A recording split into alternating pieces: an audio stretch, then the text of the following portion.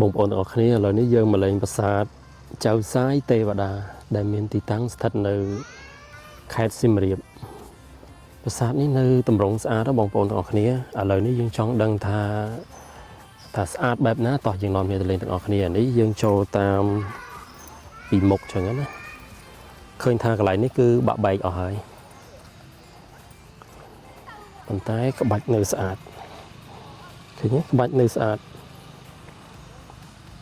ស្មើល្អមែនទែនប្រាសាទនេះបងប្អូនខែភ្លៀងគឺចេញស្លែអញ្ចឹង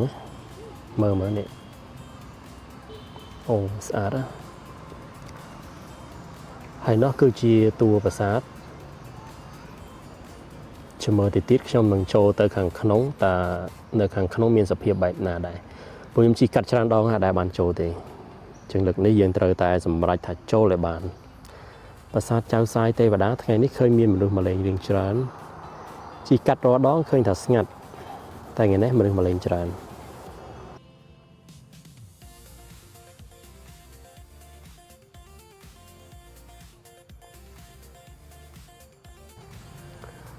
ហើយខាងនោះមើលទៅគឺជាផ្លូវចូលយើងមានតសចេះខ្ញុំសុំទោសខ្ញុំអត់ដឹងថានេះគេហៅអីគេដែរប៉ុន្តែឃើញថានៅស្អាតតម្រង់បែបនេះយើងឃើញមាននៅស្តៀងប្រាសាទព្រះវិហារស្អាតកន្លែងនេះបើមកថតដូចគណៈ pre-wedding អីតោះឥឡូវយើងឡើងទៅលើប្រាសាទបងប្អូនទាំងអស់គ្នាបើនៅចិត្តខេត្តសៀមរាបអាចមកលេងបានប្រាសាទចៅសាយទេវតាបងប្អូនមើលតម្រង់ស្អាតណាស់ស្អាតមែនតើខ្ញុំមិនចេះថាទេបងប្អូនអាចមើលបានទេតួប្រាសាទអីគឺនៅស្អាតតែស្ដាយខាងនេះរូបនាគរូបអីនេះគឺខូចបាក់បែកអស់លេង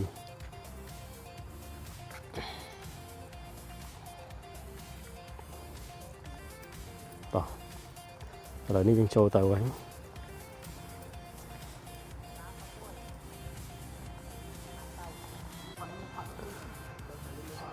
នៅខាងនេះគឺបាត់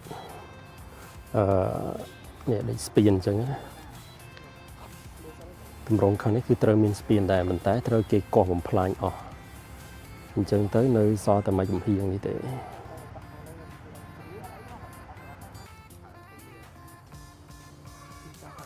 តោះឥឡូវយើងចូលទៅមើលនៅក្នុងប្រាសាទតើមានសភាពបែបណាដែរប្រាសាទចៅសាយទេវតាដូចជំរាបប្រាប់បងប្អូនយើងថាប្រាសាទនេះគឺមើលទៅនៅស្អាតរូបរាងតូចច្រឡឹងស្តៀងប្រាសាទប្រទីនសម្រែដែរ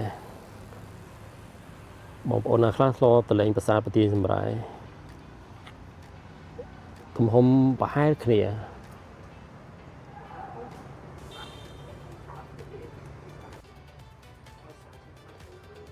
បាច់កន្លែងនេះគឺមើលទៅស្អាតមែនទែនបងប្អូនអើយតោះទៅមើលឲ្យចិត្តមើលស្អាតរបៀបម៉េចនេះបងប្អូនណាដូចចាក់ពុំអញ្ចឹងមិនចេះតែថាទេណានេះគឺឆ្លាក់ជាប់ជាមួយនឹងថ្មប្រាសាទតែម្ដងថ្មត្រង់នេះគឺប្រភេទថ្មភក់បងប្អូនមើលក្បាច់នេះស្អាតជួយនាំគ្នាមកលេងទាំងអស់គ្នាមកបងប្អូនហើយដើម្បីឲ្យប្រាសាទមកខ្មែរយើងអ៊ូអរហើយជួយផ្សព្វផ្សាយទៅកាន់ពិភពលោកឲ្យគេស្គាល់អំពីប្រទេសកម្ពុជាយើងកាន់តែច្រើនប្រាសាទមួយមិនមែនចេះតែធ្វើបានទេណាបងប្អូន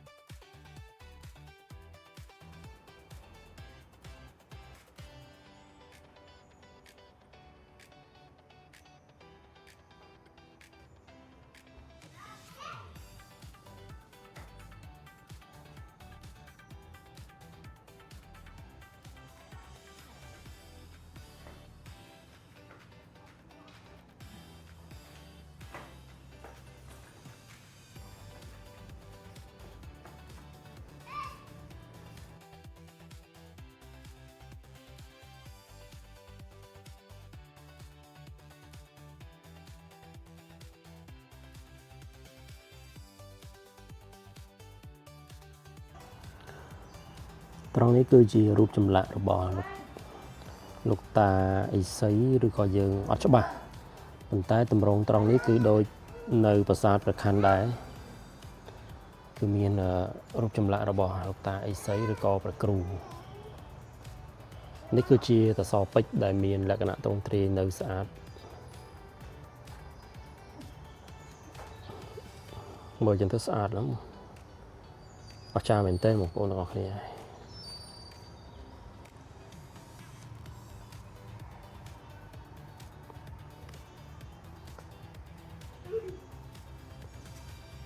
នេះចេះសំណាងដែរមកដល់នេះគឺមេឃបើកថ្ងៃវិញខ្ញុំគិតតែភ្លៀងតែមកតែមកដល់នេះអត់អីមេឃបើកថ្ងៃវិញមិនដែរប្រាសាទនឹងស្អាតអត់ស្អាតធ្លាប់ចូលអត់អត់ហើយមិនចូលអត់ដឹងដែរធ្លាប់តែជិះកាត់ model អ៊ីនមិនអូខេឥឡូវយើងទៅមើលខាងមុខនោះទៅ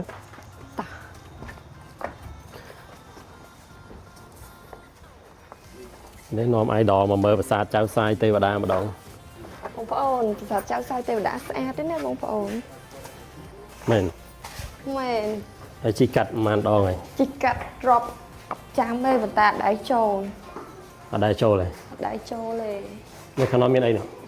នៅខាងនោះមានប្រាសាទតូចតូចស្តៀងដូចក្បាច់ស្តៀងដូចនៅប្រាសាទអីគេបន្ទាយសម្រាយដែរនេះបងហ្នឹងហើយទីសរ៉ែរៀងតូចចឹងដែររៀងតូចចឹងដែរអូខេហើយសំខាន់មានរូបចម្លាក់ព្រះម៉ែកន្លែងនេះណែប្រាប់បងនេះហ្នឹងកន្លែងនេះគឺមកចាប់អារម្មណ៍កន្លែងទៅនេះហ្មងស្អាតនៅទាំងអស់នេះក្បាច់នេះ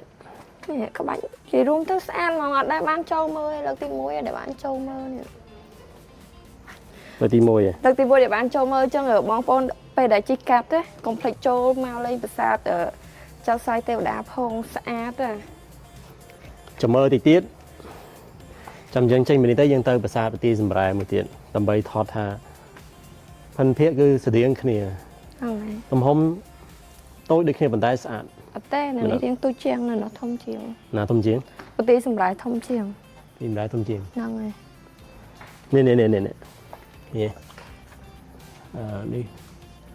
អង្គមកគ្រូនេះលើនេះឃើញទេសម្រាប់គាត់អង្គុយខ្លាញ់រូបម៉ែរូបម៉ែនិយាយរួមទៅមានគ្រប់កន្លែងអីគេប្អូចហ្នឹងហើយកន្លែងប្អូចសងខាងគឺមានទាំងអស់គ្រប់ជ្រុងហ្មងតែបងឃើញប្រាសាទនេះខូចខាតមួយចំនួនដែរតែគេទៅមកជួសជុលហ្នឹងជួសជុលស្អាតឃើញអត់ចឹងបងប្អូនមកលេងប្រាសាទចៅសាយទេវតាបានច្រើនមកកុំឲ្យស្ងាត់ប្រាសាទដូនតាយើងតើបងប្អូនបើយើងអត់មកមានណាមក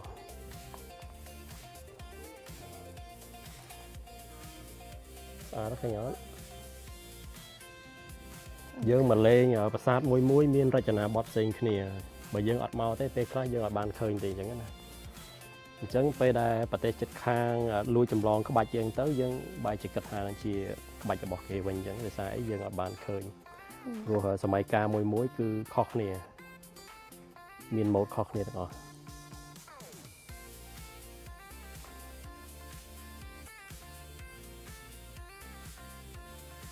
មិនដល់ចូលមកមើលចូលមានធ្វើឲ្យមានរូបចម្លាក់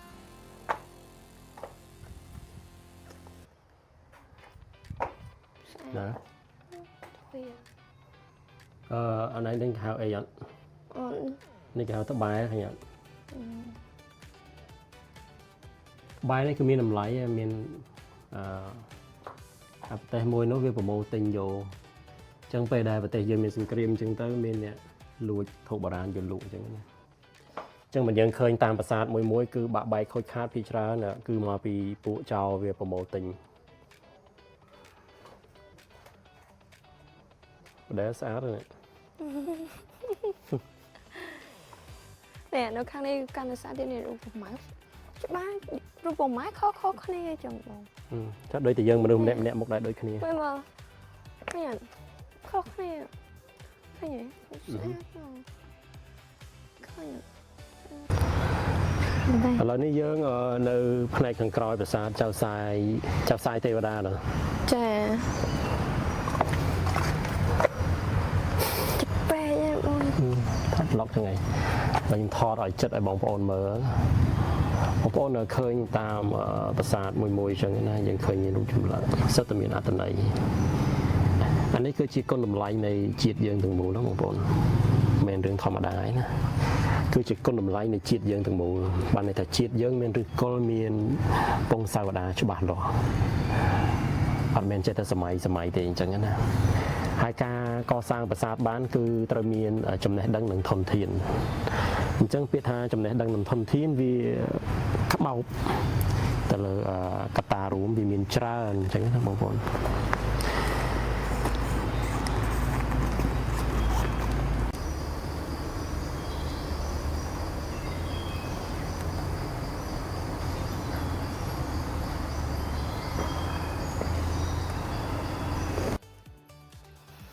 តោះឥឡូវយើងដើរមើលមកជុំប្រាសាទមើលបងប្អូនឃើញកន្លែងនេះយើងមើលពីចម្ងាយមកដូចទៀបតែតាមពិតមិនមែនទៀបទេណាចូលមក2ម៉ែត្រឯហ្នឹង2ម៉ែត្រ ពូនេះចូល2ម៉ែត្រទេមើលពីចម្ងាយមកដូចទៀបចឹងតែតាមពិតមិនមែនទៀបទេណាហើយហាមលោតបងប្អូនចោះតាមកាន់ចដើទៅបងឯងដើរចោះតាមកាន់ចដើមិនបាច់លោតហ្នឹង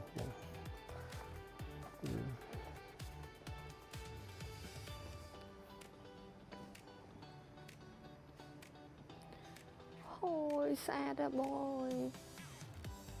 អូយ ប្រហែលសិតខុសគ្នាយ៉ាងតែដូចគ្នា ស្អាតដល់ នេះអ្វីយើងចាប់អារម្មណ៍គឺនៅពេលខែភ្លៀងយើងមើលឃើញស្លែបងប្អូនឃើញគ្រប់ប្រាសាទទាំងអស់ឲ្យទៅដល់ខែភ្លៀងគឺមានស្លែយ៉ាងដោះមកស្អាតមែនទែនប៉ុន្តែយើងខ្លាចខូចប្រាសាទមិនចេះអាកិតណា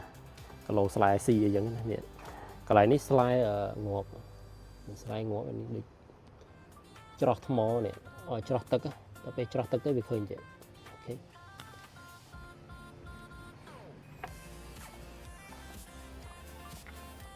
អ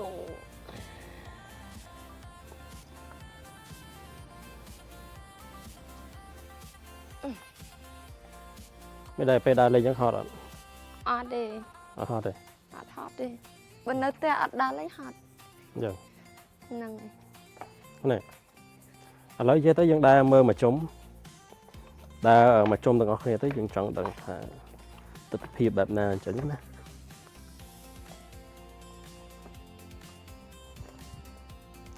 អូយស្អាតដល់ ឥឡូវនេះនៅប្រាសាទចៅសាយទេវតាអូនឯងមើលទៅអូនឯងជាប់ចិត្តកន្លែងណាជាងគេ ខ្ញុំជប់ចិត្តត្រង់កន្លែងនេះប្រម៉ែ ប្រម៉ែ ត្រង់ប្រម៉ែនិយាយរួមទៅស្អាតហ្មង យ៉ាង ហ្នឹង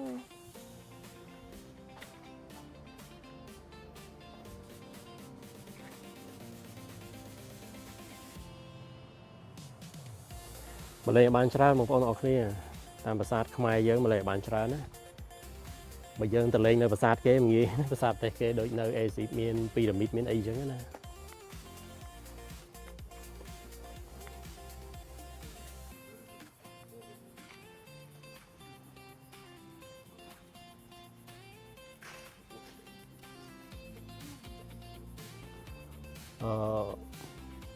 ប្រាសាទខ្មែរយើងបងប្អូនសង្កេតមើល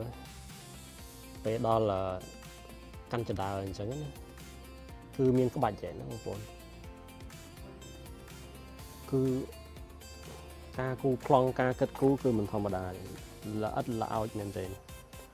ទើបចេញជាភាសាដ៏អាមួយមកអញ្ចឹងណាខ្មែរយើងអត់អំនួតទេប៉ុន្តែយើងត្រូវមានមោទនភាពចំពោះអ្វីយើងមានអញ្ចឹងពេលដែលបងប្អូនឡើងប្រាសាទបងប្អូនត្រូវសុំខមាទោសព្រោះអីនៅតាមប្រាសាទគឺមានរូបព្រះរូបប្រម៉ែរូបដូនតាយើងនៅក្នុងប្រាសាទហ្នឹងឥឡូវបងប្អូនមើលមើលនេះនៅកន្លែងនេះឃើញទេបងប្អូនឃើញអត់សិតតែរូបព្រះរូបចម្លាក់អញ្ចឹងយើងសុំខមាទោសបងប្អូន ពេលយើងសុំកម្មាទោសទៅគាត់អត់ប្រកែកប្រកាន់យើងទេដោយសារអីយើងជាមនុស្សជំនាន់ក្រោយអញ្ចឹងហើយយើងអត់ដឹងអីទេអញ្ចឹងយើងខុសឆ្គងដោយប្រការណាមួយគឺយើងសុំទោសហើយបងប្អូនមើលឃើញទេស្អាតទេបងប្អូន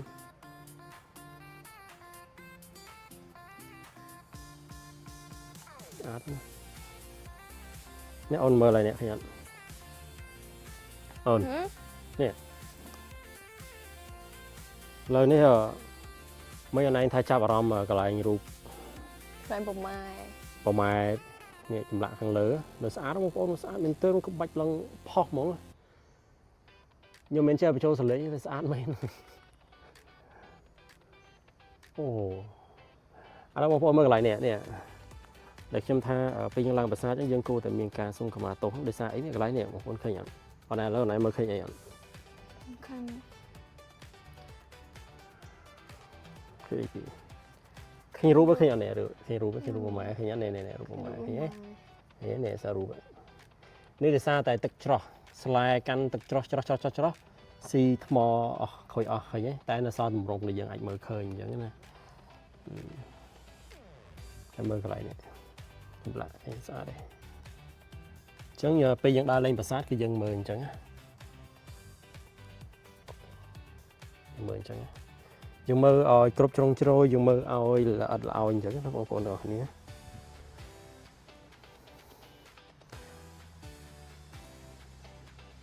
ហើយបងប្អូនមើលស្អាត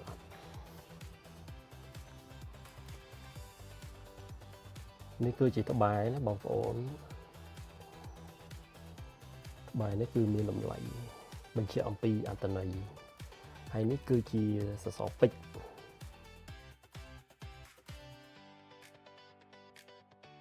យើងដើរលេងតាមប្រាសាទដើរមើលដោយការអង្កេតអញ្ចឹងណា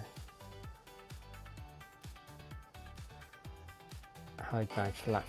នៅចម្លាក់មួយមិនមែនចេះតែធ្វើមកផ្លេតបានទេគឺយើងធ្វើដោយដៃហើយសម័យបុរាណមិនចេះតែធ្វើបានលឿនទេបើអត់មានការយកចិត្តទុកដាក់ការទទួលខុសត្រូវការផ្ចិតផ្ចង់គឺมันអាចធ្វើបានដល់ងាយទេបងប្អូនហើយសម្បីតែការជីកថ្មមកមួយក៏មិនងាយដែរបងប្អូនឃើញអញ្ចឹងសម្រាប់បងប្អូនដែលអត់ទាន់បានមកលេងប្រាសាទចៅសាយទេវតាអាចមកលេងបានណាបងជប់អូនបងប្អូននេះគឺជាបរិវេណនៃប្រាសាទចៅសាយទេវតាបងប្អូនអញ្ចឹងទំហំនៃប្រាសាទគឺអត់សូវធំទេប៉ុន្តែស្អាតហ្មងខ្ញុំធានាឲ្យអញ្ចឹងបងប្អូនពេលជីកកាត់អីចាំចូលមកមើលផងធានាឲ្យទៀតធានាហ្មងកុំឲ្យដូចខ្ញុំជីហោះរហូតហ្នឹងតែអ្នកឃើញអីថ្ងៃហ្នឹងគឺចូលមកមើលពេលមកវ៉ាវហ្មងនិយាយរំទៅគឺស្អាតហ្មងណាអានេះបរិវេណខាងក្រៅប្រាសាទមានខាងក្រៅដូចលក្ខណៈថានេះគឺជាបរិវេណជុំវិញលបងនេះលបងតែដោយសារតែត្រង់នេះប្រហែលជាបែកបាក់អញ្ចឹងណាអញ្ចឹងនៅសល់តែគល់ខាងក្រោមឥឡូវយើងដើរទៅមុខនេះបងប្អូនចាប់អារម្មណ៍កន្លែងស្ពានទៅនេះហ៎កន្លែងស្ពានចូលហ្នឹងស្តៀងនឹងកន្លែងផ្លូវចូលប្រាសាទបាពួនដែរ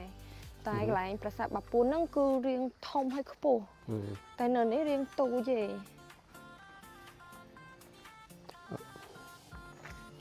បងឃើញគេជួសជុលស្ពាននៅខាងប្រាសាទបេងមាលាដូចគ្នាអញ្ចឹងប្រាសាទបេងមាលាគឺស៊ីហើយខែភ្លៀងនេះគឺស៊ីខែភ្លៀងដែរប្រាសាទបេងមាលាអ្នកតលេងប្រហែលជាច្រើនប្រាសាទបេងមាលាណាទេបងប្អូនស្ពានហ្នឹងគឺដូចនៅប្រាសាទបាពួនអញ្ចឹងណាបងប្អូនអញ្ចឹងឥឡូវនេះ model នៅខាងលើខ្ញុំដើរនៅខាងក្រោមដើម្បីអីគឺយើងថតទស្សនភាព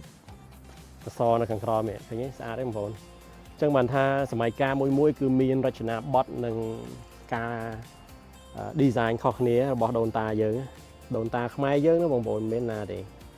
អញ្ចឹងហើយបានថាយើងត្រូវមានមោទនភាពប៉ុន្តែគុំអំនួតណាអំនួតផ្សេងមោទនភាពផ្សេង